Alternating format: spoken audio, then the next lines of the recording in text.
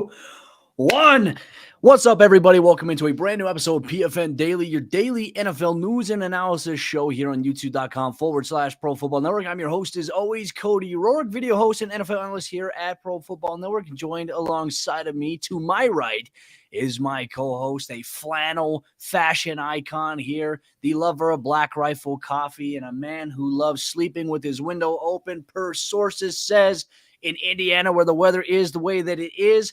It helps him relax. He is Tommy Garrett. These intros just get weirder and weirder by the day sometimes with you. They do, my friend. You know what? It's right now, it's super cold. And I was just telling Tommy before we went on air, my house, like in Colorado, we're at a point now where it's starting to get warmer. But also at the same time, we had a storm last night. I had to put sweatpants on here today. And I'm wearing this here. And he's like, you guys acting like it's cold or something up north. It's cold here in Colorado. I don't know where you're at right now. I think he's in Texas, if I'm not mistaken. If it's in Texas, I mean, anything below 70 is cold to them down there. Blasphemous there. Yeah. It's ruthless, man. But you know what? It is what it is. We have a lot to talk about on today's episode of the show. Some exciting news. We do know some NFL games now. So, Tommy, let's get into it. The NFL has announced its 5 games for the 2022 International Series, and we're excited about the NFL going global. Yes, 5 games overseas, 1 in Mexico City, multiple games in London. You're also going to have a game in Munich, Germany. Let's get into the action here today. It was announced on Good Morning Football in May by the NFL. One of the first games we will see is the Minnesota Vikings taking on the New Orleans Saints in London. And this will be on October 2nd on NFL Network. Tommy, I like the overseas games. I think it's important for the NFL to continue to expand its global footprint. I think bringing NFL games to different countries is great rather than adding another NFL team to a potential overseas thing, which the NFL has looked at in the past. I'm not a big fan of that. I am a big fan of the NFL being able to take various teams overseas. And, hey, we're going to start things off with the Vikings, and the Saints is one of those games. Yeah, I would much rather prefer having more games outside of the U.S. than trying to do an expansion team. So it's way too many things logistically that would need to take place. At least in a situation like this, guys, like teams can choose, hey, do we want to take our bye week after this, and then kind of mitigate some of like that jet lag that is inevitably going to happen for some of these teams. But yeah, starting things off with the Vikings and the Saints, a rematch of the Minneapolis Miracle back from the 2017 playoff game. I think it's a good one. The Vikings are a kind of team. They've got some young talent on the team, but hey, can Kirk Cousins still get the job done for him? How is Adam Thielen going to be looking when he's coming back from injury? And then the New Orleans Saints. This is a team that made quite a few upgrades this offseason. Some people are saying they're the potential dark horse winner of the NFC South. So I want to come down to Jameis Winston's health and how Michael Thomas comes back. We know they've added in Chris Olave. You still got Alvin Kamara on this team right now, pending see what happens with that whole situation. You bolstered up that defense too. So I'm a fan of this one. It's not one of the matchups I was expecting, but looking at it on paper, I think it's a cool game. I feel like the NFL series here, at least in 2022, the NFL has added a lot more star power. It's a good slate. Firepower, too, which is great because, you know, nothing against the Jets from last year, the Jaguars from last year. The NFL, these overseas fans deserve to have some big names, big name players playing in these games. And that's going to take us to this next game, not necessarily for the New York Giants, but for the Green Bay Packers. The New York Giants will take on the Green Bay Packers in London as well, October 9th on the NFL Network. Aaron Rodgers and company, they get to travel overseas to take on Daniel Jones and Brian Daboll in his first-year stint as head coach for the Giants. This will be very exciting as well. But for the Green Bay Packers, it's also a little bit of a notch on their belt in the NFL's International Series game. Yeah, every team has to at some point play overseas, and the Green Bay Packers, they will be the 32nd and final team in the NFL to make their appearance overseas. I think it's a good one. Like the Green Bay Packers have one of the biggest fan bases in the sport. Like they travel so well. You see Chiefs heads at every single game, and I know the fans of them that are overseas, whether they're from America, whether they're just fans over there that just like the NFL. I'm sure the Green Bay Packers will be a fan favorite of this one. I would expect this to be like the quote-unquote home atmosphere because people are going to see Aaron Rodgers. They want to see what this team looks like. It doesn't have Devontae Adams on anymore. Still a ton of talent on this team. And also get to see, hey, what does Christian Watson turn into? Hopefully he's kind of been able to progress and kind of develop into an NFL caliber receiver. Romeo Doubs also on this team. Aaron Jones back there in the backfield. I'm excited for this one too. And at that point, hey, is Daniel Jones still viewed as the guy? Has he been able to kind of turn it around under Brian Daboll? It's still early in the season. We have a couple games under his belt to kind of get this offense figured out. Where the Giants roster, are they healthy? Is Kadarius Toney still on this team at that point, or has he been replaced at this point by Wan'Dale Robinson, the kind of draft kind of has that same kind of role? So yeah, I think it's a cool one. 9:30 in the morning. It's rough if you're over here, especially if you're rough on the West Coast. You play fantasy football. Get those lineups set the night before because you're not getting up in the morning to make any changes just in case we've got some guys that are going to be kind of questionable for that kind of game. Get those lineups locked in early. But yeah, it's going to be an early start on the East Coast. Don't even worry about it if you're on the West Coast. Y'all gonna be sleeping third. You can catch the breakdown of before you watch on NFL Red Zone. Well, the next game that we'll get to as well, October 30th. This game will be an exclusive ESPN Plus, which I have my own thoughts on that. I'm not a fan of the NFL making football fans have to subscribe to another thing just to be able to watch a game. Teams in the local markets. The Denver Broncos will travel to take on the Jacksonville Jaguars. Russell Wilson and Nathaniel Hackett taking on Trevor Lawrence and Doug Peterson. Obviously, it's going to be exciting. Jacksonville loves being over in the UK. They've opted into this quite some time. They've been a very consistent presence over there. But for those fans, if you're a Jaguars fan or Broncos fan, you will still be able to watch this game in your local markets. However, if you're a fan of either of these teams and you live away, you have to subscribe to ESPN Plus, which shame on the NFL for doing that, by the way. But anyways, Tommy, what are some other notes about this matchup, October 30th on ESPN Plus? The big of this one is what's the progression look like in year 2 for Trevor Lawrence without Urban Meyer no longer on this roster, kind of finger pointing his way out of this team. So long as everyone stays out of the chop house, hopefully we see an improved Jacksonville Jaguars team with Christian Kirk on this roster. Travis Etienne now back to being fully healthy, added some more upgrades on defense. But will that be enough to stop the Denver Broncos and this very loaded offensive attack that we're going to see with Russell Wilson? They bring back Melvin Gordon to play with Javonte Williams, Cortland Sutton, Jerry Jeudy, Tim Patrick, KJ Hamler, Albert Okwuegbunam. You also bring in Greg Dulcich to kind of be that number 2 on this team. Offense is on fire. Defense looks phenomenal. It's the Denver Broncos will be one of the best teams in the NFL. We'll see if that translates, how they carry that over there, going into London, into Wembley Stadium. It's going to be a rough one for the Jacksonville Jaguars. I don't see them pulling off the same thing they did last year when they took on the Buffalo Bills and knocked them off. But yeah, hopefully we see an improved Jacksonville Jaguars team, but it certainly looks like the Denver Broncos will be the favorite team in this matchup. Well, now we get to a matchup here that extends to a brand new site for the NFL International Series in Munich, Germany. The Seattle Seahawks, led by Drew Lock, will travel to take on the Tampa Bay Buccaneers and Tom Brady. Once again, overseas fans getting some star power here with Tom Brady. You know, at this point in time, you look at the Seahawks, we understand they're going through what we believe is the rebuild. Players on their team don't believe that they're rebuilding. The talent is there for them. There is some potential there, obviously, with 3 running backs that they have on the roster, DK Metcalf, Tyler Lockett. But I think for the most part here, this is going to be a game that showcases really probably just Tom Brady. Like, that's probably going to be the talk for this game here. But I'm also intrigued, Tommy, like these games that we've talked about here in the International Series, it's going to be later on in the season. So I wonder what some of the storylines will be for these teams at this point. Like, what's going to happen beforehand that maybe impact the optics of these matchups? That, to me, I think is a fun mystery. Yeah, especially being a November 13th game. We're kind of at that midway point of the season. Who's going to be the quarterback of the Seattle Seahawks at this point? Is it going to still be Geno Smith? Is it Drew Lock, who won that quarterback competition battle and have been able to secure that job moving forward? Is Kenneth Walker still, is he the lead back at this point, or is Rashad Penny and Chris Carson be able to stay healthy? So is that going to be a 3-headed attack, or are they kind of down to 1 to 2 backs on this? But yeah, I agree with you. The draw on this one is absolutely going to be Tom Brady. The Tampa Bay Buccaneers have been 0-4 in their overseas games, so they said, we're going to throw you a meatball here and choose a team that's rebuilding. But yeah, Tom Brady is absolutely always going to be the draw. It's still a team that is absolutely a championship caliber team.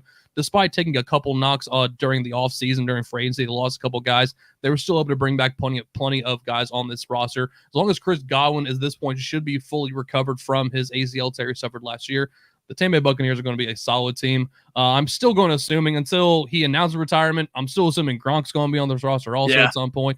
So we got guys over there in London. Keep an eye out for Rob Gronkowski wherever you guys like to drink at. I'm sure Rob Gronkowski will like to have a little bit of fun over there. But yeah, it'll be business for the Tampa Bay Buccaneers as they transition away with Todd Bowles as their head coach instead of Bruce Arians. But yeah, this definitely draw is going to be Tom Brady in this one. It's a good one. I'm glad that Germany, if they're getting a game, they're getting a featured star player. I'm pretty sure that's why you're sending Tom Brady to Germany, to bring in that fan base in a new area. Oh, yeah, spot on there. And this might be the most entertaining international series game on paper, on the schedule. The San Francisco 49ers will take on the Arizona Cardinals in Mexico City. This will be a Monday night football game, NFC West division rivalry. What will be the storyline here for the San Francisco 49ers when this game does happen? Is it going to be Trey Lance, who's their quarterback? Is it going to be Jimmy G? Is Deebo Samuel still on the roster? Like, there's still so many unanswered questions right now. But looking at it on paper, this should be probably the most entertaining matchup of all of them.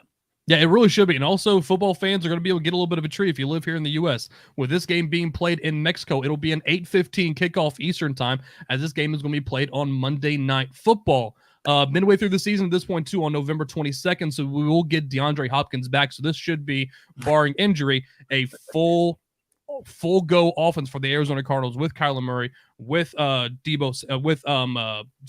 Hopkins. You're going to have Marquise Brown on this team. It's going to be a loaded offense without question for the Arizona Cardinals. And I think the question, like I said, it comes down to, is it going to be Trey Lance or is it Jimmy Garoppolo under center? I think it's going to be the absolute storyline. That'll probably be settled out before this takes place. But I do agree. I think of all the games, this is the one I'm probably the most intrigued about, because it's going to be a divisional battle. Divisional battles right now, especially in that NFC West. You're going to have to try to win every single game because it's going to be hard to try to win that division this year.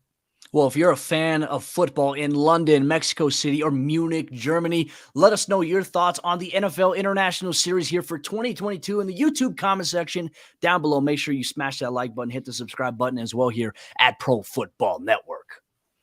All right, Tommy. Hey, continue on today's episode of the show here. Some interesting news and notes before we get into some draft recaps. We'll be recapping the NFC West, the AFC West drafts from this past weekend. We're going to talk about some of the key players for each team in the draft class that they had taken there. But before we get into all that, there is some controversy going on right now around the NFL. I don't know if I'm going to call it controversy. It's just interesting quotes. I know. But then again, you know what? We in the media, we like to take things and make it controversial. Yeah, so absolutely. Ryan Tannehill obviously was shocked by the A.J. Brown trade, as were all of us. I mean, that's not same.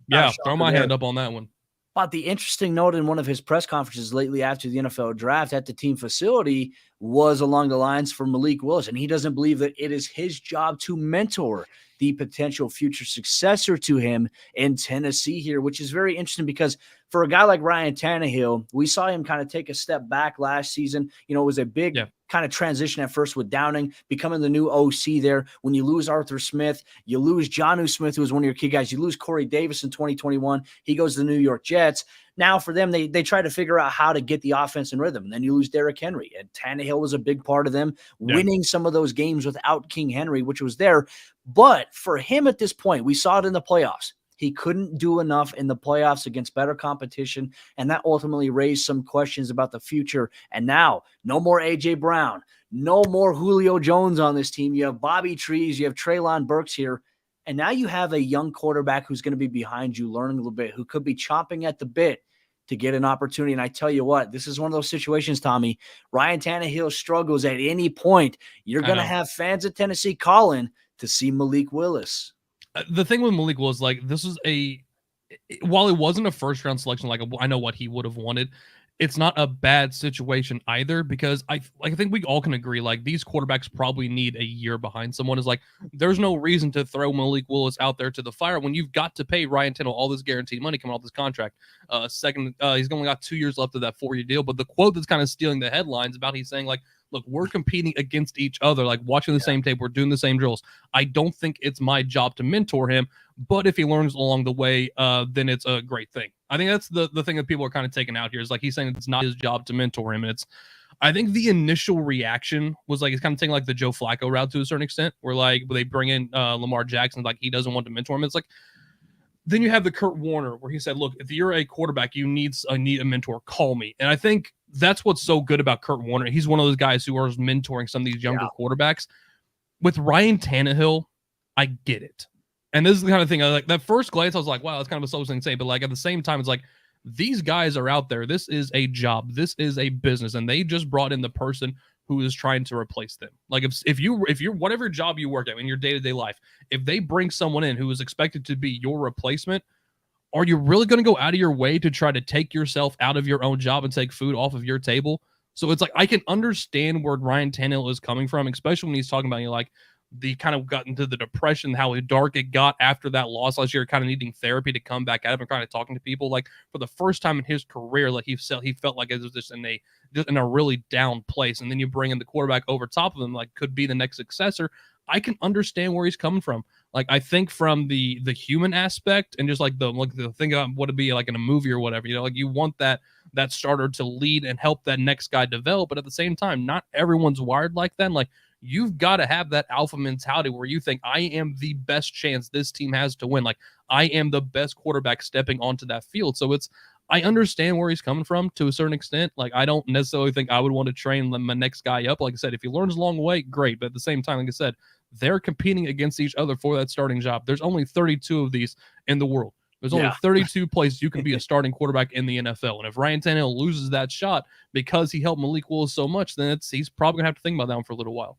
Well, I think it is interesting to note, and I think we've talked about this off air too. There were a lot of people that are looking at where Malik Willis was at, like sliding and not being the first quarterback taken. They're like, hey, he might be the next Lamar Jackson. I just can't help but think about Lamar Jackson's rookie season. Who was he with? He was with Joe Flacco. And then the rumblings from the fans in the stadium, it started getting a little bit louder, when Joe Flacco struggled. I see a similar situation kind of playing out a little bit here with the Tennessee Titans. But, for Tannehill, like I said, I think for him, he stepped up in a big way for them last season after the fact when Derrick Henry went down and they were dealing with injuries to Julio and A.J. Brown. I thought he managed to do really well there. There's only so much you can do given that when your number one receiver is Nick Westbrook or Keenan. No shot at him. It's just he's not a number one caliber receiver. Julio Jones. It is what it is. Well, and, I think, too, their tight end discrepancy that they had last year wasn't very favorable. Yeah, Jeff Swaim and Anthony Firkser could not do what they replicated the year beforehand with Jonnu Smith. I wonder how much of that was the Arthur Smith effect. Could be a lot. I mean, we saw Kyle Pitts having a lot of success last season for the Atlanta Falcons. Kyle Pitts is just Kyle Pitts. He is what he is. He is a unicorn, though. But, obviously it'll be a situation we're going to be monitoring here at Pro Football Network throughout the season with the Tennessee Titans. But, Tommy, now I think we're going to get into our fun part here. We get to take a look at each team in different divisions. So let's start things off in the AFC West. The Kansas City Chiefs draft recap is something we're going to be focusing on right here, right now. Now, for the Chiefs coming into the NFL draft, I think you and I had both said in PFN Daily in the build-up, hey, they need to address edge rusher. They need to address cornerback. Well, you know what? With their 2 first-round picks, they did do that. They go out with round 1, pick number 21, and they get Trent McDuffie, cornerback out of Washington, to pair alongside the opposite side of L'Jarius Sneed. Obviously, they lose Travarius Ward in NFL free agency to the San Francisco 49ers. McDuffie's going to come in right away and probably compete. He's probably going to start opposite of LJ Sneed there. I like McDuffie. I think it's a good pickup for them, especially in a division that has the AFC West with the Broncos, the Raiders, and the Chargers. I feel like they addressed 2 of their major holes, at least coming into the season, with this pick here of Trent McDuffie and George Karlaftis at number 30. Honestly, you kind of go down the board, like their first 3 rounds, I think were just addressing needs, and they kind of let the board fall. You go with McDuffie, George Karlaftis. We talk about the cornerback and the edge. Then you bring in Sky Moore, a guy who a lot of people loved coming into this draft and went a little probably where we expect him as a 2nd-round pick. I think that makes a ton of sense. He's going to come in there and compete right there alongside Juju Smith-Schuster. They bring in Marquez Valdes-Scantling. You still got Mecole Hardman on his team, but then you can bring in Sky Moore. And not to mention, as a UDFA, they brought in Justin Ross. That's a massive signing. Like, I know a lot of UDFAs don't stick on these rosters, especially one who didn't make it through the first wave.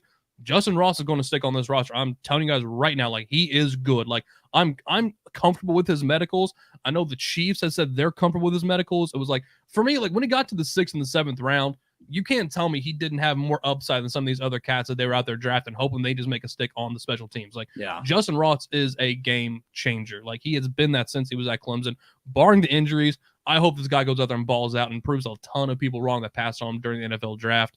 Then later on, you bring in Brian Cook. One of the questions we also had, too, was how are they going to replace Tyrann Mathieu? You bring in Justin Reed from the Houston Texans. Now you're kind of bolstering that position. I think it was a good draft for the Chiefs. I think they did a great job addressing some of their needs. And then not to mention, too, the other day, they do throw the tender on Melvin Ingram, too, to bring him back. So a lot of the questions I had, I don't necessarily have anymore for the Kansas City Chiefs. Like, they're still the top dogs of the AFC West, at least potentially the AFC could be there with the Buffalo Bills. And unless someone's going to try to win this division, they're going to have to go through Arrowhead Stadium. They're still going to be a team to beat. And I think they did a great job addressing a lot of their needs during the NFL draft. Well, they even added another linebacker opposite of Nick Bolton and Leo Chenal out of Wisconsin. I think that's a good move. They added some more cornerback depth with Joshua Williams out of Fayetteville State University. And then round 7, pick 259 with Nazeez Johnson out of Marshall there. And Jalen Watson as well, round 7, pick 243. So they added a lot of cornerback depth here, which is good because A lot of these back-end guys aren't going to come in and start right away, right? But they'll play key roles on special teams. But you'll see your main starters in L.J. Snead, and you'll see it with Trent McDuffie. George Karlaftis, I think, is an impact move for them. You brought up Melvin Ingram. Now you can have George Karlaftis on one side, Melvin Ingram on the other, Frank Clark on one side, and then you can have Chris Jones on the interior. There's your 4 defensive linemen right there. That right there is a force. And Nick Bolton had a tremendous season as a rookie last year for the Chiefs. The Chiefs board on paper was pretty good in my opinion. Look, and I cover the Denver Broncos. I was looking at this draft and I was like, dang, they got some value. Like Sky Moore is going to be a blur for them. Justin Ross, as you mentioned, has a chance. Like they have 2 potential guys here who could be the eventual replacements of MVS or Juju Smith-Schuster or a McCole Hardman. These guys will have a lot of depth at the wide receiver position. And it doesn't hurt as well adding another running back a little bit later on with Isaiah Pacheco running back. As a passing down back to replace that Jared McKinnon kind of role, I kind of like that move. They're going to be rotating the guys out between like a Derek Gore and a Ronald Jones they brought in from Tampa Bay. But bringing in Isaiah Pacheco, a guy who had a really strong combine. I know scouts were really high on him, just talking about where he could be like a day 3 kind of steal later on in the draft. I liked that move for Kansas City. A little bit more under the radar. Still going to be Clyde Edwards-Helaire's backfield, but Checo adds a little bit of depth. Well, if you're a Kansas City Chiefs fan, let us know what you thought of the Chiefs draft haul from the 2022 NFL Draft. Let us know in the comment section down below. Make sure you smash that like button and that subscribe button as well for more from Pro Football Network. Now, Tommy, let's get into one of the Kansas City Chiefs counterparts here. The Denver Broncos 2022 draft recap. For them, they didn't have a first-round pick because of the trade for Russell Wilson. They didn't have a second-round pick because of the Russell Wilson trade. However, they had a back-end round 2 pick that they acquired from the LA Rams in the Von Miller trade to the Rams initially in 2021. The Broncos draft here, in my opinion, I was very excited about it. I thought they added some value to, some positions before they became needs for this Broncos team. Round 2, pick 64. The Broncos went with edge rusher Nick Bonito out of Oklahoma. And this is a guy that could do a little bit of everything. Play the edge rusher position. He could also be a spy for you if you need to drop him into the middle of the field for any reason. He's got that versatility to him. And when you have a pass rushing duo already that has Randy Gregory, who was a key free agent acquisition, and you have Bradley Chubb entering a major contract year for him. It's a prove-it year for Bradley Chubb. And you have a quantity of different guys at the edge rusher position, Jonathan Cooper, Malik Reed. Nick Bonito is going to be a guy that's going to come in and play an impact role right away here for this Broncos defense. I like that. But I know you, Tommy, when it comes to fantasy football, you also like their second pick in round 3 here. And it's a tight end out of UCLA and Greg Dulcich. Yeah, I like the Greg Dulcich move. I don't think they necessarily needed that number 1 tight end on the team that you still have Albert Okwuegbunam. Like, this is the breakout year. I know he's like the favorite. Like, he's the most talked about sleeper. Like, everyone knows about Albert O. Like, we all know he's going to be good in this role. Like, he's taking that Noah Fant job. Can he progress and take that number 1 role? We'll find out. If not, you've got the next man up. And also, if they want to run a little more 12, like Greg Dulcich can do everything. He did all of it at UCLA, can work in line, can work also moved out into the slot. He brings a ton of range with him, good size, good length. He can win in contested situations. I loved this move. Like I said, it wasn't necessarily a need, but when you have a team that's ready to compete, you start adding a little bit more depth. Like I said, addressing problems before they become problems. I think Greg Dulcich was a great pick in the 3rd round. Wasn't the first tight end off the board. We saw Trey McBride go first, as expected. We saw Jelani Woods also go as well to the Indianapolis Colts, kind of that guy that just tore up the NFL Combine, reset the RAS standard with the perfect 10. Greg Dulcich was a great move. I know he was Daniel Jeremiah's number 1 tight end coming in off the board this year, so I think it was a great move. At number 80, giving Russell Wilson more weapons, that's never a bad thing to do. Never. I mean, for some reason, one thing that George Paton did ask Russell Wilson, he asked him a lot about some of these prospects in the pre-draft process, what he thought of them. And a lot of that feedback was useful for George Paton here. But, a couple of the underrated ones here for me, I'm going to focus on here is the round 4 selections. Damari Mathis, cornerback out of Pitt. He was an honorable mention all ACC cornerback for Pitt. He started and played in all 13 games in 2021. He redshirted in 2020 due to an injury he sustained in the preseason, but he's always been a consistent guy. And with the Broncos losing Bryce Callahan free agency, he signed with the Los Angeles Chargers. They did sign Kyron Williams from the 49ers, but they're going to play a lot of dime, so they need another guy who could play in the slot. Well, good thing Damari Mathis, he could play on the outside. He could play on the inside in the slot as well. So the Broncos have a guy that will play and start on special teams immediately, but will also earn a way to compete for a role alongside Michael Ojemudia and Asang Bassi inside that dime there for him. But he's I also really absurdly like athletic. Like the guy, he's like 5'11", Just under 200. Yeah. 43-inch vert, Oof. a 4.39 in the 40. Yeah. The dude can jump out of the gym and he can run with the best of them. Like, if you're looking for, like I said, that dime defender, like Mathis, you take the bet on the upside. I know you love Rass and all that stuff. You look for draft athletic guys. You can never go wrong when you just draft athletic dudes. Mathis absolutely fits that bill.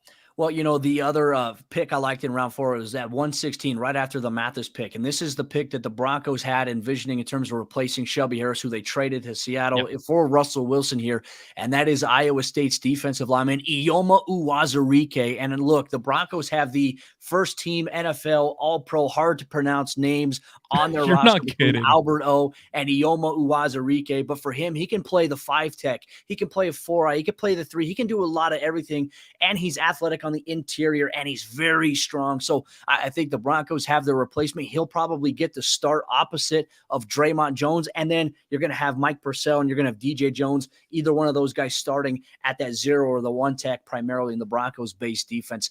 I like the value that Denver added there. And then just a little bit later on, some of the highlight on the back left guys there, Delaren Turner, Yale safety out of Oklahoma. So you reunite Nick Bonito with one of his teammates. That'll be good for the initiation process of getting accustomed to the NFL. At least you can go through it with somebody that there. But Exactly. Montrell Washington, a wide receiver kick returner out of Sanford, could be a little bit of a wild card because the Broncos have struggled on special teams in the return game. And man, this is a guy that plays bigger than he is at 5'9" to 170 pounds. And, we saw a game against Florida for him.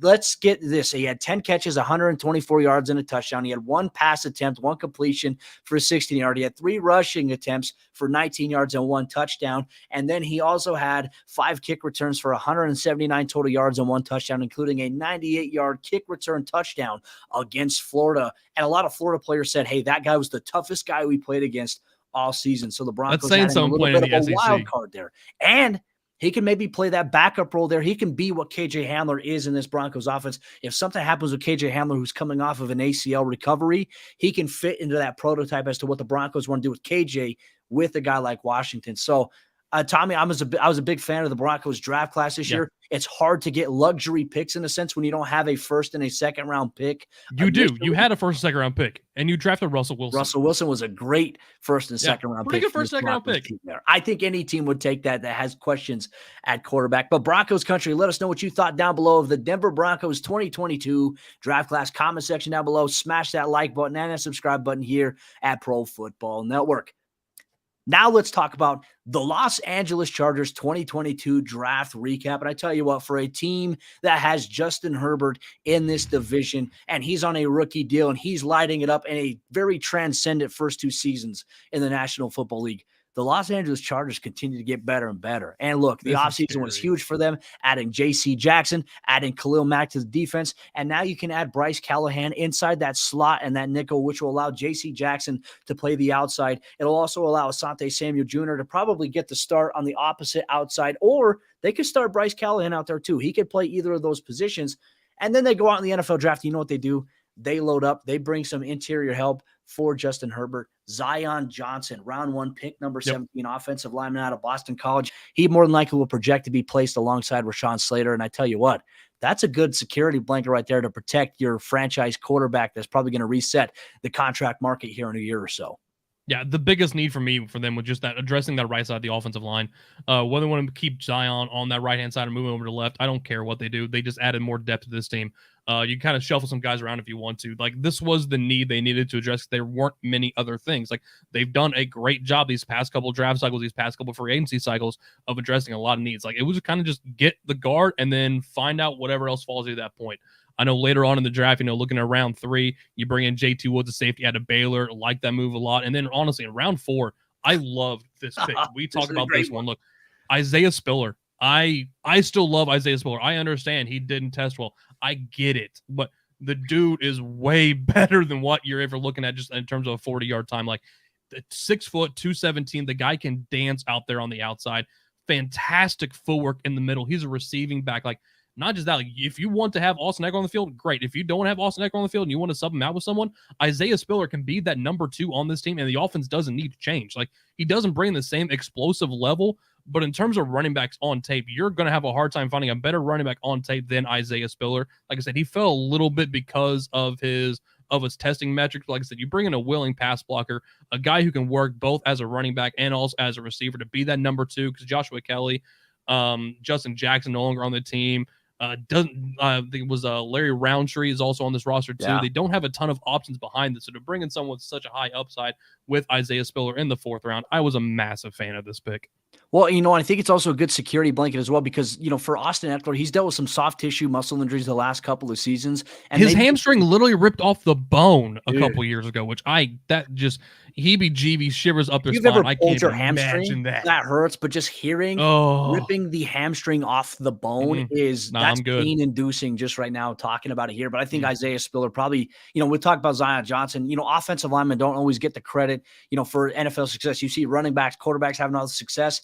We don't talk about offensive linemen until they make a mistake. Exactly. I mean, you see it like, when a guy gets beat for a sack, okay, hey, that guy, he's responsible for the sack. He's terrible. But it's like a lot of the glory plays that happen with the offense.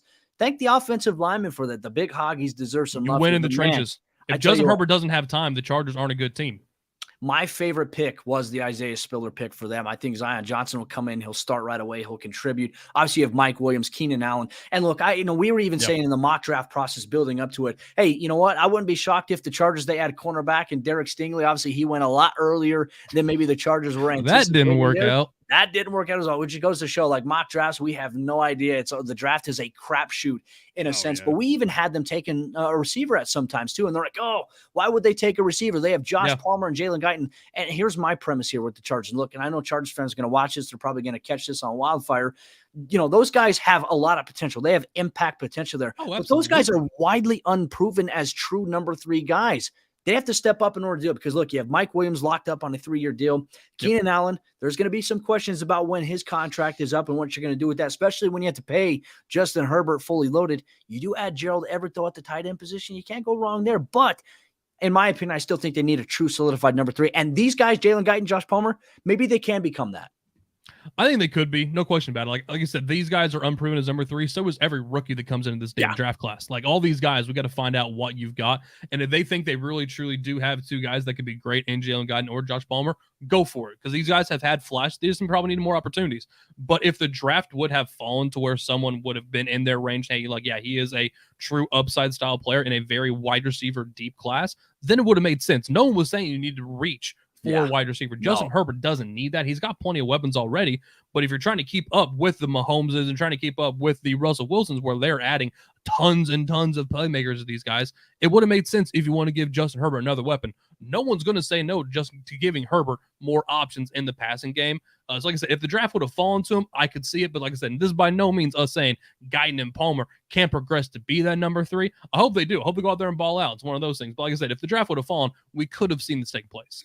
Well, for them too, they had that round 1 pick and, they didn't have a round 2 pick in this year's NFL draft, but going down the list a little bit too, round 6 pick number 195, Jamari Salyer, offensive lineman out of Georgia. Look, Georgia had 15 dudes drafted in the 2022 historic NFL class draft there.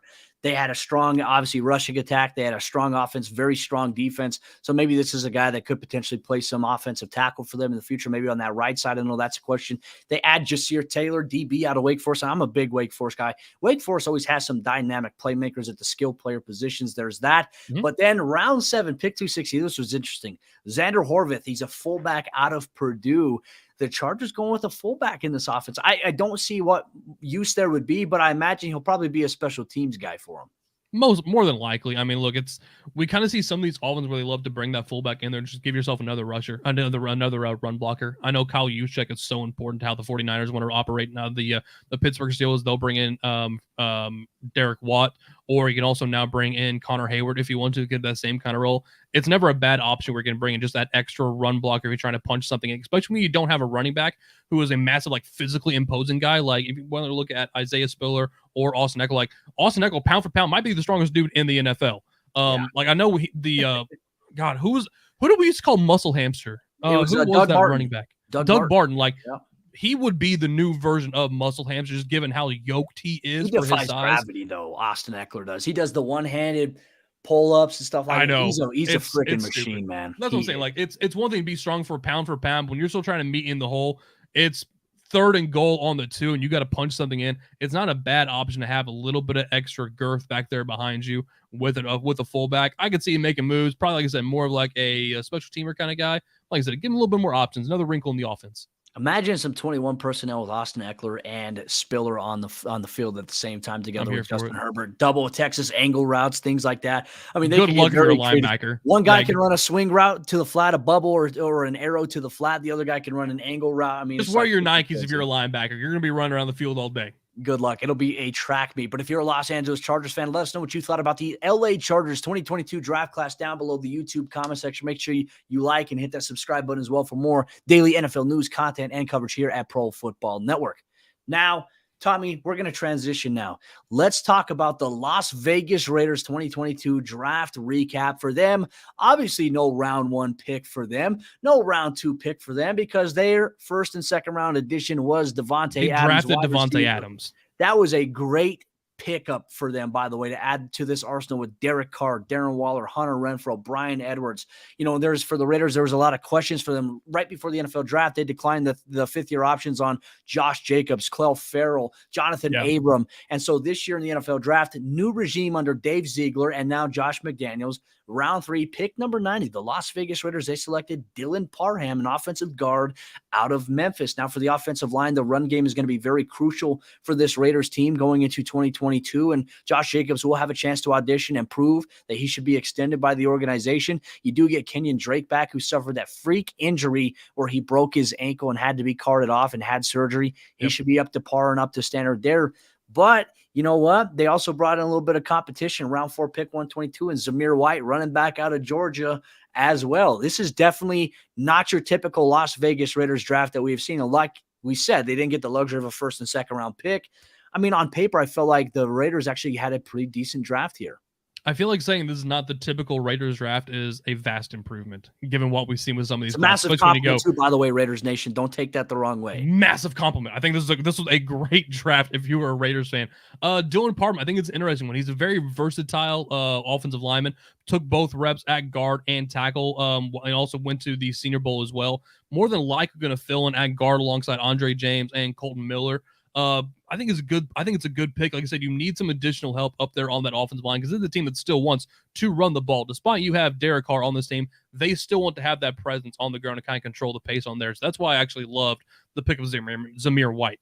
This is a guy who I was a big fan of at Georgia. Like I said, the only issue was the fact that he has torn his ACLs twice. Once going into college right before he got to Georgia, and once also right there during his freshman year coming back during his rehab. If he was healthy, this is just a matter of what if. I know a lot of people are saying, look, this guy doesn't have a lot of tread on his, didn't lose a lot of tread on his tires. Well, injuries for one do that, but also two, it's just the way Georgia uses running backs. I mean, even when he had DeAndre Swift wasn't the number 1 guy. Sony Michel wasn't. Todd Gurley wasn't the number 1. Like, they love to rotate guys in and out. It's kind of just the way they go. It's not like in Alabama where you have, okay, Najee Harris, you're getting the ball every single play. They don't necessarily do that the way at Georgia. So to see Zamir White go here, I love the move. Like I said, they talk about, you decline the 5th-year option for Josh Jacobs. Then you have Kenyon Drake also on that 1-year deal. Zamir White, while he might not necessarily pay off massively this year, barring how some of these guys come back in from injury especially, or barring an injury during the season itself too, you're probably looking at your starting running back for the Las Vegas Raiders next year with Zamir White. And it's a guy, like I said, over 6 foot, brings the hammer, ran a 4.4. Like, the guy has legitimate track speed. I think the ACLs did hamper that just a touch, but he can still hit the edge. And I think that's a very important thing for a running back to do. So you're not just confined in between the tackles. You can widen that field out a little bit and break those angles. I think Zamir White can bring both those things, both those skill sets, can do a little bit of work added in the receiving game too. But like I said, you want this guy between the tackles, getting outside also. He's got the speed. I loved the pick of Zamir White to be that potential RB1 for the Las Vegas Raiders in 2023. Continuing now with the recap, going down the Las Vegas Raiders draft recap here in 2022. Round 4, pick 126, Neil Farrell out of LSU, a defensive tackle there. But then they go back-to-back. They double dip at DT here. Round 5, pick 175, Matthew Butler out of Tennessee. Now for them, on the outside, you have Max Crosby, who you just signed to a big-time contract extension. You signed Chandler Jones, a free agency.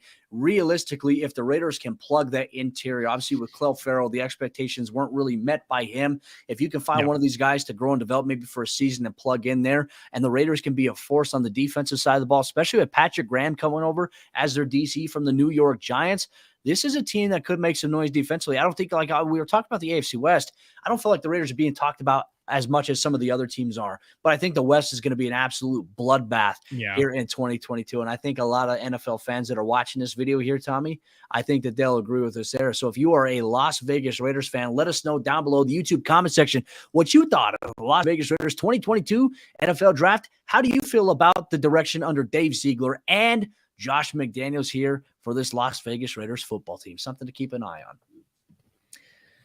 Now, Tommy, I think one of the things we should get into as well as we continue our draft recap, we just broke down the AFC West. Now it's time to break down the NFC West. The Seattle Seahawks draft recap here in 2022. They came away with a very impressive haul, considering a lot of the capital that they were able to acquire by trading away Russell Wilson here. Round 1, pick number 9. They opened things up by taking Charles Cross, offensive tackle out of Mississippi State. And ironic enough, after Russell Wilson is gone, they finally decide to add an offensive tackle. It's weird how that works, isn't it? To the repertoire there. But then again, like they do need that, because we talked about whether it's going to be Geno Smith or Drew Lock as the starting quarterback. You have to protect either one of these guys here. You have to keep them upright. And I think that's something that now the Seattle Seahawks are kind of embracing. But, there's everyone in Seattle saying, hey, we're not rebuilding. But it almost seems like that they're making moves towards, rebounding a little bit, maybe renovating. And maybe they'll rebuild here in 2022. But, man, the draft haul that they were able to come away with here in 2022, I liked it initially. I thought it was an impressive haul. Yeah, not saying we're rebuilding is that same delusion. I would always say, like my ex, yeah, they're going to change. They'll change. No, they're not. Let's face reality. This is a team that is rebuilding. It is what it is. But I don't. If you do it the right way, it'll work out, and you can accelerate it. But you can't trade away Russell Wilson and try to hope you're going to have Drew Lock and Geno Smith be capable guys that can keep at the exact same level as Russell Wilson. This is still probably the 4th team in the division. It is what it is, but it's a team that can kind of figure things out pretty quickly. I think the Charles Cross move, I think it's an interesting one. We saw a little bit of a run on these offensive players. I think Charles Cross fell just a little bit. He's still a good run blocker despite playing in Mike Leach's offense, so I think he's going to bring a little bit of versatility both sides. Like you said, these guys needed to address the offensive line after watching Russell Wilson get sacked 40-plus times a season. You had to do something, whether it's going to be Locke or Geno Smith this year, or whatever quarterback it will be under center in 2023. They had to do something to address the offensive line, especially for a team. Look, if you're going to be trying to run the ball effectively, you need to have that offensive line so these guys aren't getting contact in the backfield constantly. So like I said, when you bring someone like a Kenneth Walker who can kind of make those exact same kind of moves, can make those runs happen, especially after contact, which is where he specialized, I think that's really going to come to play in here. But honestly, bringing someone like a Charles Cross to help solidify that offensive tackle, it was a much needed move, and I think they were glad that he felt him on that board. Well, for them too at cornerback, I like the picks that they made. They went in round 4, pick 109. They went with Kobe Bryant, opposite of obviously Sauce Gardner at Cincinnati, a athletic playmaker. You bring him in to obviously replace your loss of Reed at the cornerback position in free agency. And then you go out in round 5, pick 153, and you get Tariq Woolen out of UTSA, who is a rasshole, relative athletic score freak of nature, off the charts there. And I think that these are 2 good value pickups. Now, this is a defense in Seattle that is definitely trying to get better. They've been horrible the last couple of seasons, even with Bobby Wagner last season. So now Bobby Wagner leaves. He goes to the other ends of the division. I do like them adding Boye Mafe, edge rusher out of Minnesota, though. I think that he'll be they need to generate pressure addition there, because I think you're going to get that interior pressure from Shelby Harris, who came over in the Russell Wilson trade with the Denver Broncos. I think Shelby Harris will be a very big impact player on that defensive line. Now you add Boye Mafe. I think he's going to get after quarterbacks. Seattle, I believe, was 26th or 27th in pressure generated last year. You need to do something coming out there. Boye Mafe can absolutely do that if you need him coming off the edge. One of the fastest takes off of this class coming out of his stance. I love that move, like I said. And then you bring in Kenneth Walker. I think that's the one that I think a lot of people are wondering when these running backs are going to go. Kenneth Walker, in the eyes of many, could have been the first running back selected out of this class. Best pure rusher, probably. Yeah, I would agree with that. And I think it's in a good spot because, honestly, look, Chris Carson's dealing with that neck injury they had last year, had to have surgery on, cost him the rest of last year. Then you have Rashad Penny, who last year for the last part of the season, it's the healthiest he's been since 2018. Yeah. So you're not really entirely sure what you're going to get out of these 2 guys, especially with Penny coming back on a 1-year deal. You've got your running back of the future in Kenneth Walker. I think you're in a great shape with him, and it kind of gives you a little of a security blanket. I don't know if he'll be the day 1, like RB1. I can still see that being Penny. But if any one of these other running backs go down, it's opening the door for Kenneth Walker, and he's not shutting it behind him without him being that lead guy. We'll see if they embrace a running back by committee approach. They also double dipped at the offensive tackle position. We mentioned obviously Charles Cross, but then they go out and they get Abraham Lucas, offensive tackle out of Washington State. So some local scouting that a guy they knew very well. It doesn't hurt to do that. But then, like, at the end, like, they've double dipped several positions in the 2022 NFL draft. Round 7 pick, 229, they get Bo Melton, a speedster wide receiver out of Rutgers. You know, a guy that maybe can fit in this rotation. Look, you got the DK Metcalfs. You got the Tyler Lockett's. You're going to have a contribution from different guys. You're going to have Noah Fant at the tight end position now for the Seattle Seahawks. This was a pretty good draft, in my opinion, as an outsider looking in, Tommy, on the Seattle Seahawks draft. And if you're a Seahawks fan, if you're the 12th man, let us know your thoughts on the Seattle Seahawks 2022 NFL Draft Recap in the YouTube comment section down below. Make sure you smash that like and that subscribe button so you don't miss out on any of the action here at Pro Football Network, the primary voice for pro football. So, Tommy, as we talked about the Seattle Seahawks, we'll now transition now to one of their NFC West division counterparts. Let's take a look at the Arizona Cardinals 2022 NFL Draft Recap here. Now, for them, their first-round pick, plain and simple, really easy here, trading for Marquise Hollywood Brown. Now, obviously, with the news of DeAndre Hopkins being, suspended for 6 games, this was a move that they made knowing that was coming. So, Hollywood Brown, at least when you lose D-Hop, you have a legitimate guy that already has chemistry here with Kyler Murray. I'd say that this is a pretty good first-round pick here for the Cardinals in the 2022 NFL Draft. Yeah, I think that one works out pretty well because, honestly, like I said, you lose Christian Kirk also during free agency. You needed someone who can kind of right the ship and kind of be that number one on this thing, especially with DeAndre Hopkins out, because there are questions about him.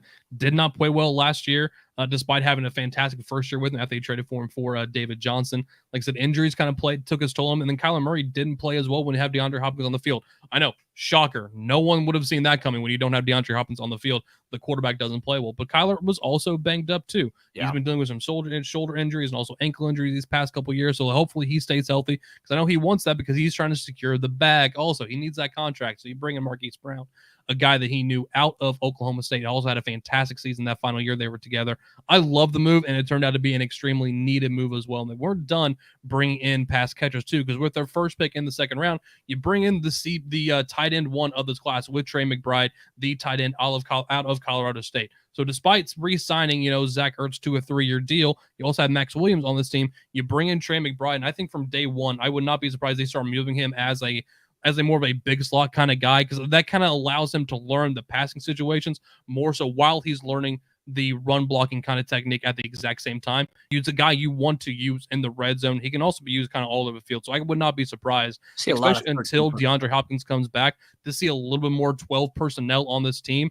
And eventually, Trey McBride will be the number one tight end option. But for right now, he's still probably going to be behind Zach Ertz, who's going to have to put on a show in those first 6 weeks trying to keep up for DeAndre Hopkins, especially inside the red zone. Well, it's hard to replace a guy in Chandler Jones as well. So they go out and they add, obviously, Cameron Thomas, defensive end, edge rusher out of San Diego State. Then they go out and they add Myjai Sanders, edge rusher out of Cincinnati. I mean, played on a very talented Cincinnati defense that had Sauce Gardner. Absolutely. Kobe Bryant, they had a multitude of guys, and obviously they were able to make it to the college football playoffs in 2021 here. For Myjai Sanders, the expectations for him coming in are going to be very high, opposite of J.J. Watt this upcoming season as well. What were your thoughts on this pickup for them? I think it was interesting. Like I said, it was a guy that they needed. The question, what's Sanders going to, is it going to be a stand-up guy? Is it going to be coming off the line? Like, I think he can do kind of both ways. He wants to have his hand in the dirt or not. Like I said, they just need to be able to generate pressure, especially in this division. You've got to get after the quarterbacks. Look, the day 2, day 3 edge rushers, this is kind of one of the sweet spots of the draft. And I think they got to go in Myjai Sanders. Like, he didn't necessarily always go against the highest level of competition play. Look, Cincinnati is not playing in the SEC despite having a fantastic season. The level of competition was not quite as high. I like this move. We'll see what happens between him and with Cameron Thomas, who ends up kind of showing out. I think Cameron Thomas is going to win that job. And you see Myjai Sanders being more of a depth addition, which is not a bad thing, especially with J.J. Watt. If you need to sub him in and out, I think Myjai Sanders probably comes in, gives J.J. Watt a couple breathers every once in a while. So I like this book kind of going both ways. Like I said, you're not replacing a Chandler Jones. There's no Chandler Jones you're getting with one of these picks.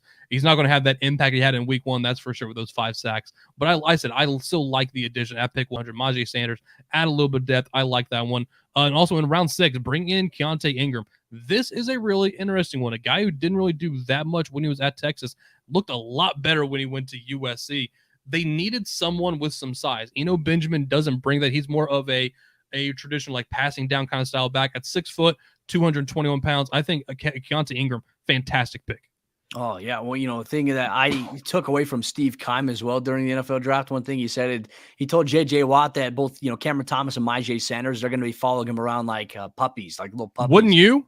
I mean, If you're coming in the draft, and if I can learn from J.J. Watt, yeah, I'm learning from J.J. Watt. He embraced maybe it not a the little ice bit. lake thing, but everything else. He definitely made the ice lake. That dude is an absolute machine there. But the Arizona Cardinals, I think for the most part, I know that there were some Cardinals beat reporters that were really mad at first with what the Cardinals decided to do, especially like trading the first round pick for Hollywood Brown. But look, hey, this has all the potential It makes a ton of more to sense. be a Just wait a couple very, days. very impactful move. Like, for example, with DeAndre Hopkins is out, they can go 13 personnel a lot if they want to. One back, 3 tight ends. They can split out a guy like Trey McBride in the slot, as you mentioned, like that big slot role. Maybe you can have a guy in line, Zach Ertz somewhere else, and then you're going to have Hollywood Brown out there doing some other stuff as well. The Cardinals have a lot of flexibility, and Cliff Kingsbury has all the room in the world right now to kind of move around and play around with some different lineups in different situations. Especially just hoping he finds a better way to use Rondale Moore. That's one of the biggest things here. Can we please have that happen, take that step forward? I think that would be a massive step forward, honestly, for this offense, and also keep AJ Green healthy. You still have plenty of playmakers to lose DeAndre Hopkins and still be a very high-level offense. You just lost a little bit of upside without him on there on the field, and every other team would say the exact same thing without a DeAndre Hopkins. You're not quite as explosive, but you have enough playmakers on this team to do something. And look, even if Antoine Wesley, a guy they were very high on last year when he could take a step forward when you were dealing with some injury, you still have him as a death piece as well, too. So I think the Arizona Cardinals, they'll be just fine even without DeAndre Hopkins. Well, if you're an Arizona Cardinals fan, what did you think about the 2022 NFL Draft? Let us know down below in the YouTube comment section. Make sure you smash that subscribe or that like button for daily NFL news content coverage here at Pro Football Network. Now, Tommy, as we talked about the Arizona Cardinals and their draft recap, let's take a look at another one of their NFC West counterparts, the Los Angeles Rams draft recap here from 2022. This is the F them pick season from Les Snead and company. We had a lot of entertaining bites from Sean McVay and Les Snead, especially when Cole Strange out of Chattanooga. When Cole Strange got took, first round, they put on a great press conference reaction there, and I liked how Les Snead actually said, like, hey, the background we did on this guy, we really wanted him. We were hoping that we could maybe get him at pick number 104, but they had to settle for somebody else, which isn't a bad option, especially with some of the changes on the offensive line. Round 3, pick 104, they go with Logan Bruce out of Wisconsin. He'll play some guard. He has the ability to kind of flex out. And one thing I've noticed with Les Snead, they like guys that can play a couple of positions on the offensive line. Bruce isn't the flashy pick because, look, in the Rams situation, okay, you're not going to have a first-round pick. You're not going to have a second-round pick. You gave away your 1 second-round pick that you had to the Denver Broncos, who selected, obviously, Nick Bonito at pick number 64. You're going to have to take what falls to you here in round number 3. So I think that Rams fans are okay with it because they have a pretty stacked roster right now, as is on the offensive side of the ball. The pick I really like, and I know you'll probably attest to this, I like Kyron Williams, running back out of Notre Dame. Talk to me. I think behind Cam Akers, there's a lot of potential here. Tommy, I'm going to let you talk about it a little bit more. What is Kyron Williams going to bring to the table here for this LA Rams rushing attack? The motor for Kyron Williams is unmatched. I get he's a smaller guy, didn't test that well. On tape, personally, he was my absolute favorite player of this entire draft class to watch film on. Every single play he goes out there and brings, and he is probably going to reset the standard on how I grade pass blocking backs, despite being 5'9", 194 pounds. Like, he is going to bring it and be back there protecting Matthew Stafford. He's going to be in there competing day one with Darrell Henderson for that number 2 job. And honestly, because Cam Akers, not the best passing back, he can absolutely catch the ball. Don't get me wrong. But I've always said, I will say this time and time again, there's a difference between a pass-catching back and a pass-catching weapon. Kyron Williams can be a pass-catching weapon because if you watch him on the film, the first player that comes to your mind, Austin Eckler. You watch him. He is just a slightly less explosive Austin Eckler. Brings the same type of motor, brings the same type of skill set to this team. I love the fit of Kyron Williams. Not just that, but I think it's the storyline that just makes me feel good on this one too. From the St. Louis area, grew up a Rams fan, dressed as Steven Jackson one year for Halloween, met him at a signing event. So to see him get drafted by the Rams, albeit in a different city, going to the defending Super Bowl champions, I loved this pick for Kyron Williams. It was one of the ones, like, just good to see. One of the good storylines coming out of the draft, and they're getting a hell of a player in this one too, which I think it's funny. It's for the team that put together the best promo trailer. Like, they dropped a movie trailer for a team that goes F them picks to go spend that much money on a movie production. just hats off. Like, I wanted to I see more, love by that. the way. I loved what we saw there. There was a jam-packed 2+ minutes there, but it's like, Yeah. it leaves you wanting more. You're like, hey, there were so many people, Tommy, that saw that and they were like, when does this come out? I'm like, you guys don't realize like this isn't like real. Like this is a It comes out on Thursday, Friday, and Saturday when the NFL draft happens. Could you imagine though if like they actually made a full-on movie and at some point it does? I would not put it past them. I would not put it past them to do that. They just did a fantastic job. So obviously hats off to the LA Rams for doing that. But, for a team like the LA Rams with the roster that they already have, they're fairly intact for the most part. So at these parts of the NFL draft, they're adding depth pieces and a couple like round 3, round 4, you can maybe imagine some guys that will contribute. We think that Kyron Williams will contribute as a round 5 pick. They go out in round number 4, pick 142. They get Jacoby Durant, a cornerback out of South Carolina State. Now for them, they also get Troy Hill back in the NFL draft in a trade with the Cleveland Browns. So now you had Jalen Ramsey and him, and then Jacoby Durant can learn from these guys as he gets kind of accustomed to the whole scenario there. Then he's a little undersized, but brings a ton of speed. Yeah, which, you want to figure out how can you maximize that a little bit. Now, the LA Rams, I'll say one thing about them.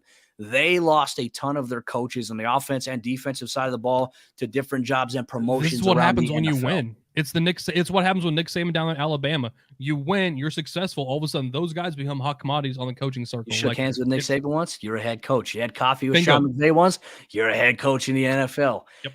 It is a good thing to have, and obviously the LA Rams have set the standard for that as well. They have the money, and they have an owner that's willing to go out and spend money, even if they're, they're like, hey, screw the pick, screw the cap.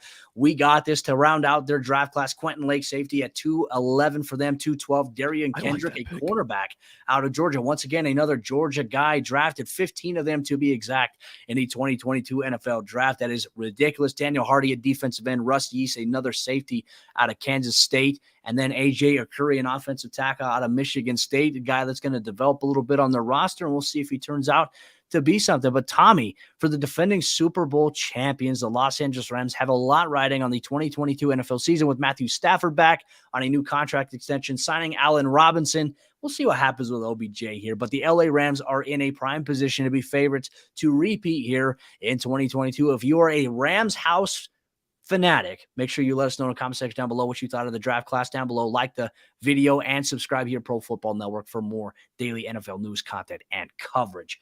There is the LA Rams draft recap right there, Tommy, my friend. And obviously for them, they're going to be looking to win another Super Bowl. But another team that has a lot of pressure on them coming to the season, the San Francisco 49ers 2022 NFL draft recap is here. Now for them, no round 1 pick being had for them, but you look at round 2, pick number 61 for them. They go Drake Jackson, edge rusher out of USC, a guy that they've been able to watch locally, up close and personally. Now you add him opposite of Nick Bosa. Okay, this defensive line, unfortunately for them in the offseason, they lost DJ Jones, they lost Kyron Williams. I felt like a lot of the moves that they've made here in this NFL draft have bolstered and maybe impacted some upside with some of those positions that they lost. Drake Jackson, a ridiculous player for them to add there at round number 2. But then they also made some questionable picks as well in round 3, some Kyle Shanahan shenanigans. I don't think they were questionable, personally. Really?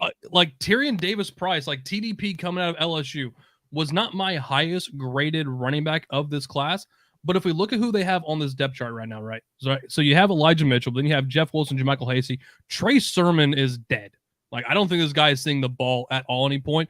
Elijah Mitchell last year, despite giving him 17+ carries in every single game, it seemed like, the guy just had a hard time staying on the field. So you're honestly drafting a position of need if you don't think that Elijah Mitchell can stay on the field. I get you use Deebo Samuel back there as a running back to certain extents, but if you're going to try, depends on how much you want to do that, because honestly, it made him clearly not happy with the situation. You needed to bring in another running back. Clearly, if you don't trust Trey Sermon to where you're spending this type of draft capital on someone, it was a position of need. So honestly, Tyrion Davis-Price, I don't hate it.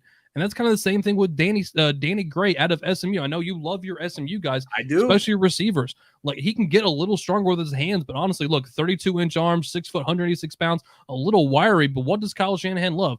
Get guys in space who are explosive.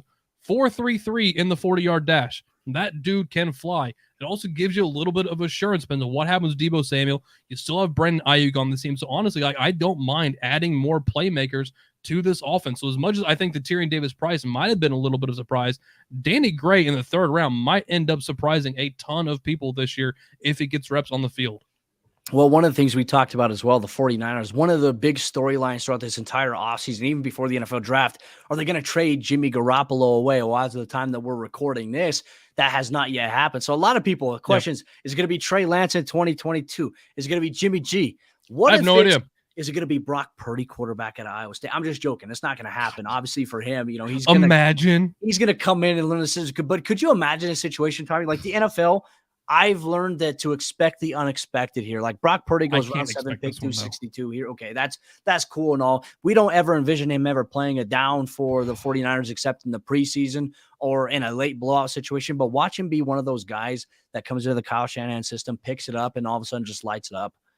Could you imagine? I mean, remember what happened in 2016? The Broncos, they drafted Paxton Lynch, and he got beat out by 7th rounder Trevor Siemian. And Paxton Lynch can't even start in the USFL. And he was in a Shanahan style of offense with Gary Kubiak's scheme. So it's like, what if Brock Purdy's like the secret weapon here for the Kyle Shanahan-led San Francisco 49ers? Of all the different Could you imagine? Of all the different multiverses and different realities that are out there, I'm sure there is one where Brock Purdy steps in and comes out of Iowa State and becomes a starting quarterback of the 49ers and leads them to victory as the next Joe Montana. But I just don't think that's the reality we're living in. Probably not. It would be very, very shocking. And if somehow that were the case and you put that would be the most shocking thing we've seen all year. And that is honestly saying in the world. Yeah, no, it is. That would be the earth-shatteringly shocking. 49ers fans probably aren't happy hearing us just talk about that as a hypothetical. We're just joking. We're having fun here on the show here today. But the rest of their draft class here as we round it out, Spencer Burford, an offensive guard out of UTSA. So once again, at school they had Tariq Woolen there. They were able to get another guy with Burford going. I was surprised Sincere McCormick didn't get drafted.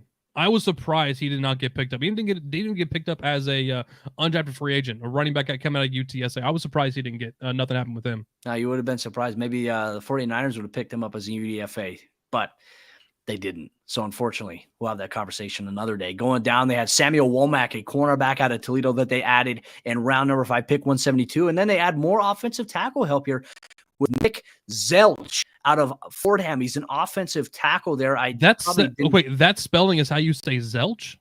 That was just my pronunciation because, is the K there? Is it Zekelj? You wouldn't say Zekelj. It'd be, to me, I feel like it'd be Zelch. I don't know. I have no idea. That might have to be something we look at. If you're a 49ers fan, you already know the intel. Let us know in the comment section what the correct pronunciation is on that. I was just as best of a guess that I could put forth here today. But then they go down the line. Kalia Davis, defensive tackle out of UCF to maybe help fulfill the gap that is going to be left by the void of DJ Jones going to the Denver Broncos. Tariq Castro Fields adding a cornerback out of Penn State. And then, as we mentioned, we close things out here with Brock Purdy. So if you are a San Francisco 49ers fan, what did you think of their 2022 NFL draft class haul? Let us know in the comment section down below, and let us know who you think the starting quarterback is going to be for the 49ers here in 2022. We'd be appreciative of that. Can't wait to see all the responses we get down below here on youtube.com/Pro Football Network. But with that said, Tommy, what a jam-packed show we had here today. I will be off tomorrow, but one of the divisions we'll look at, since Dalton Miller will be joining, it will be the NFC East. And I imagine, you get to choose the AFC one. Which division should be the focus of tomorrow's draft recap here? Well, we just did the West. I think let's dip into the AFC North. I think that one might be a little interesting here. Ravens, Browns, Bengals, Steelers. They got a really good draft haul. It's going to be very fun. I'm excited about Dalton joining the show tomorrow as well. So, yes. And he can tell you all about who his favorite draft pick was for the Dallas Cowboys. Spoiler alert, Jalen Tolbert Love is going to be talked about tomorrow, which I am all about. We're jam-packed. We're excited for that. You can get all that on tomorrow's episode, PFN Daily. With that said, folks, I'm Cody Orr, host of the show. Speaking for my good friend, Tommy Garrett. We'll see you tomorrow. I won't see you tomorrow. Tommy will see you, and Dalton Miller will see you. I'll be back on Friday as we continue to break down the NFL draft recaps from all the teams around the National Football League.